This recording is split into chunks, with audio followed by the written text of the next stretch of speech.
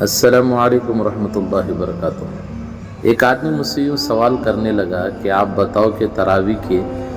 8 رکعت پڑھنی چاہیے کہ 20 رکعت؟ میں نے اس سے کہا کہ میں عالم تو نہیں ہوں، لیکن علماء کی صحبت میں بیٹھے بیٹھے کچھ باتیں ہم نے بھی سیکھی ہے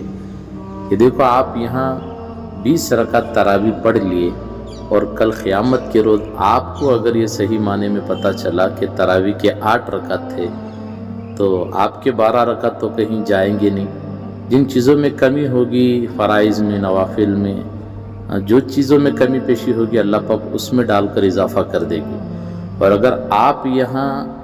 8 رکعت پڑھ لیے اور کل قیامت میں پتہ چلا کہ تراویح کے 20 رکعت تھے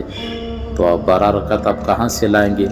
وہ ایسا منظر ہوگا کہ باپ بیٹے کو دیکھ کر دوڑ رہا ہوگا، ماں بیٹے سے بھاگ رہی ہوگی، اولاد ماں باپ سے دوڑ رہے ہوں گے، ماں باپ اولاد سے دوڑ رہے ہوں گے، دودھ پیتی مائیں بچوں کو بھول جائے گی،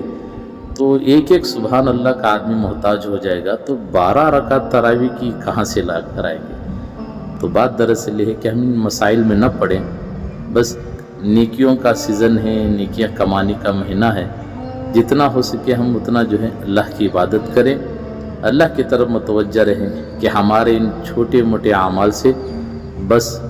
اللہ راضی ہو جائے۔ اور آپ کتنے رکعت پڑھتے ہیں یہ کمنٹ میں ضرور لکھیے گا کہ آپ کو 8 رکعت پڑھنا اچھا لگتا ہے کہ 20 رکعت رب العالمین کے سامنے کھڑے ہونے میں مزہ آتا ہے۔